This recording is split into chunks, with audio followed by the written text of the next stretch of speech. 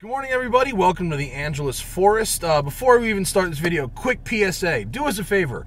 Whitelist us on your ad block. Everyone uses ad block software. Alex right here, I'm sure, uses ad block software. We all do. We don't want the internet to follow us around. However, when content creators give you free content that you enjoy watching, just do us a favor. You don't even have to watch the ad. Just whitelist the channel. It's greatly helpful and it doesn't cost you anything.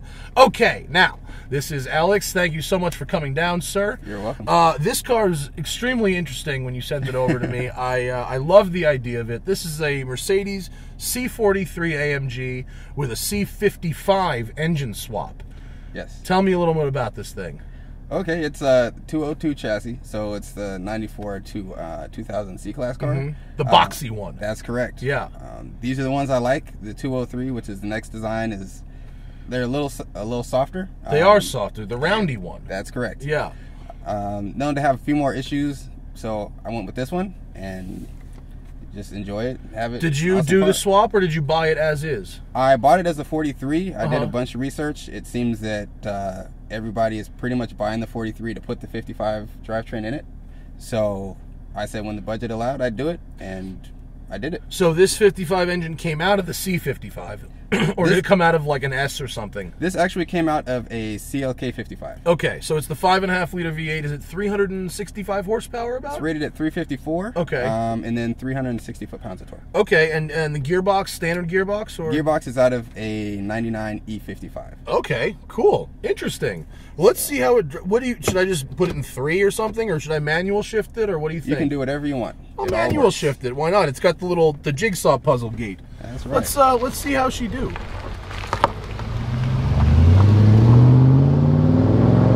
I was in Germany a year and a half ago, and I drove one of Mercedes C36s, which was the hand-built one. Right. Ooh, Alex, you got some power, my friend. And it's got a nice soundtrack to go along with it, too. And the C36, as neat as it was, not very fast. This one, fast. You know what this thing weighs? It should weigh about 3,400 pounds. Oh, I really like the vibe of it, though. It looks good on the mono blocks, you know, classic Mercedes silver. Well, that's the only way to do it. I like that red, man. That red they had, that really bright red, was cool too. That was a good one. This is so neat. So where do you drive this? Is this your everyday car? This is my everyday car, so I just drive it back and forth to work. Occasionally, I'll take it out on the freeway, have some fun with it. Yeah. But, definitely don't do this with it. No? Well, okay. Well, we will recognize what the car is for, and we'll try not to abuse it too much up here. 162,000 miles on the chassis. Has it been? I mean, other than the fact that you have a completely different engine and gearbox that it came with, has it been reliable? It has been. You know, I bought the car. I paid a little more up front for a very clean example. I'm with you on that. I get it. Yeah, and so instead of, you know, I've tried to avoid doing a ton of work to it. You know, I rebuilt the front suspension because all the bushings were shot. That'll happen. It's a 90. Yeah. It's a 94. Wait, or 2000? It's a 99. 99. Okay. Yeah. So I mean, 160,000 miles, stuff happens. Yeah, for sure. But other than that, you know, I just did the brakes about a week ago. We're betting in the pads. Kind of an interesting fact about this particular car: the brakes on these are just insanely expensive, and there's no way around that. Was it a unique fitment or something? It only fits this car? It's the rotor is sized for the SL600, so it's a very large rotor. Right. And no one pretty much makes a reasonably priced aftermarket rotor. So you figure most aftermarket rotors you can get for 40 or 50 bucks. Not these. These are, you know, $250, $300 a piece. Genuine OEM Mercedes rotor, huh? That's correct. Well, it's interesting that you mentioned that. BMW does something similar. You know, usually they put like the 7 Series brakes on the 3 Series, and that's the M3 brake. Right. You know, so I guess they did a similar thing here, and I think the C36 they did the same deal. I remember in my research something like that. Now was the 43, was that right after Mercedes acquired AMG, or was it the 36? Like, because they would literally, with the 36, they'd build the car, and then they'd like drive it up the road to AMG, take it completely apart and then do, you know, like all this work to make it into a 36. Were these built on the line or in the same way, you know? These were built in the same way. So they were. A 280 was delivered to AMG. And then they stripped it down, put the 4.3 in it. Yeah. And then... just such a crazy way of building a car, right. Isn't it? It sounds like something, you know, a hot rod shop would do. It doesn't sound like... They clearly hadn't streamlined that process. But it does give these cars, you know, a kind of special, unique feel. And they're rare. You don't see a lot of these. Well, they imported just over 1,200 to the U.S. Yeah, very rare car. Yeah, so. I don't see them on the road, I mean, hardly ever. And I think the 36 is even rarer. But the 43 was clearly the better car. And so far, everyone who says you should put the 55 engine in it is right. Because this is a nice motor. Yeah, it's a ton of fun. It's just a blast. I raced the guy with one of the supercharged E55s. And he had a ton of work done to it. You know, pulley, heat exchanger, all that kind of good stuff. Yeah.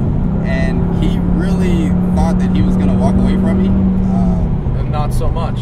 No, I dropped it in third and took off. And now, granted, his car is faster. Yeah, it should be. You know, his car should faster. be. But it took him a while to reel me in. And he got out and was like, what the hell, man? Well, this thing has such a nice sound to it.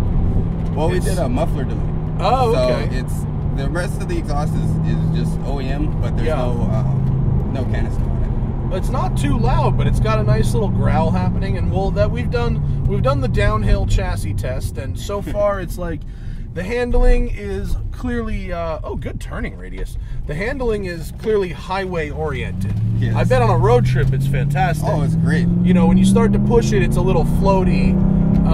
And like you said, it's not a canyon car. It's a highway car, an everyday car. And it rides well.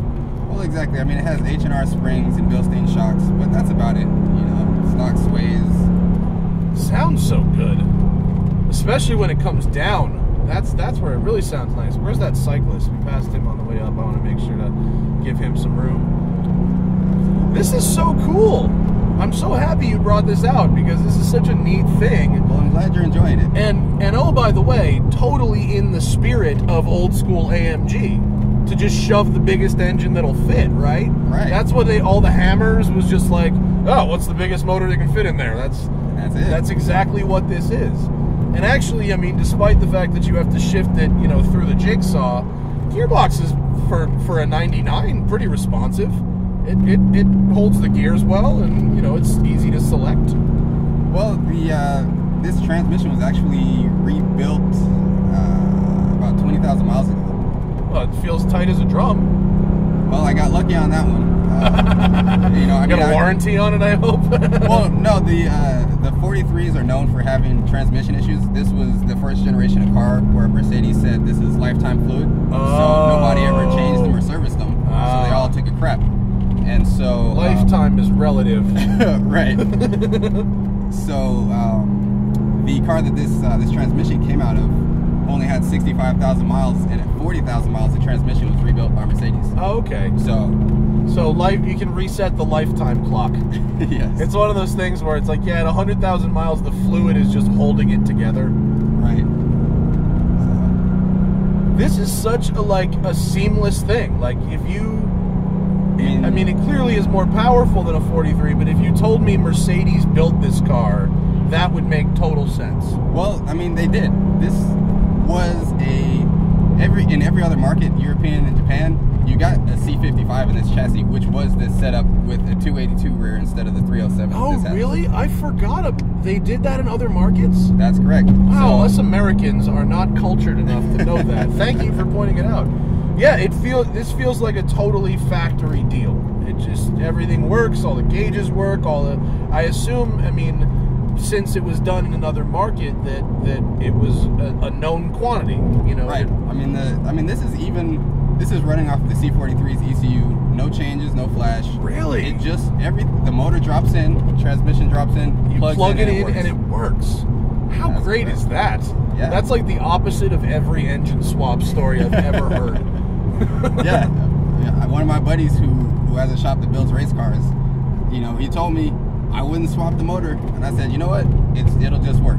And sure enough, in his words, this has to be the easiest engine swap ever. ever. The most functional engine swap ever. How cool! And can you do it like? What if you had a 280? Like how much more difficult would that be? Do you know? It would be much more difficult because you would need the cradle out of basically like a 208 chassis, so a CLK that had a V8 in it. Oh, okay. So that's when it becomes a whole other ball game. Right. You have to get one with a V8 to make it. So actually, the hardest part is just finding a C43, which they're very, very, very cheap. Like you can get a beat one for $2,500 all day. Oh, really? Yeah. Oh, it's not a bad candidate for a swap. I wonder if anyone does a manual gearbox. That would be cool. People have been talking about it for the last 15 years. no one's taken the plunge. Right. Well, I can see why it could be a headache for sure, because this car never came with a manual, right? Right. There was never a manual behind any of these V8s. So. Well, look, while it's not a total all-star in the Canyon handling department, it drives really nice. It's really refined. It rides really well. It's got... Doesn't rub. It doesn't rub. It doesn't rub. It has really good power. It sounds cool. Listen to that. That sounds great. It has good brakes. The pedal feels good. And this era of Mercedes really has that carved from a single block of metal that's vibe exactly about it. Whee! Ah, this thing is sweet, Alex. What a cool car. I love that you brought this out. It's so great. And the air conditioning is ice cold.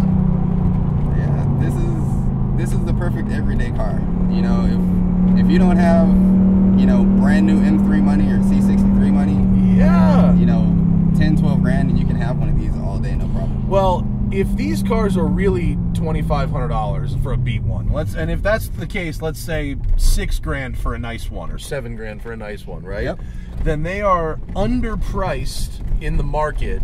Hammers are gone. No one's getting a hammer, right? Hammers are gone, you know, and these are the hand-built, you know, it's that heritage. You know, E36 M3s are on their way up, and no one ever thought that would happen. So if you could get one of these cheap, and if this swap is truly as easy as you say it is, and it drives as nice as it does, I would go cross-country in this car, like, right now. That's why I have it this way. It's brilliant. I mean, and even at, you know, there's some squeaks and stuff from the leather, but it's not rattly. It feels very solid. For 162,000 miles, it's very impressive. And it feels like a proper old-school AMG car. This was the last of them. That's great, man. This was the last of them. I'm so happy you brought this out. This is such a neat thing. And, like, you didn't even put 55 badging on or any of that. Like, there's no tackiness to it whatsoever. It's just like, no, it is this, but it's got an extra 85 horsepower or whatever that is. Yeah. Thank you so much, Alex. That was great fun. I wish you the best of luck with it. And man, if someone's out there and wants an old school AMG hot rod that apparently is quite easy to do this swap in, this thing drives awesome. If you're out in Texas or somewhere with highway driving, this is great. Thanks, man. And thank you for watching, and I'll see you later.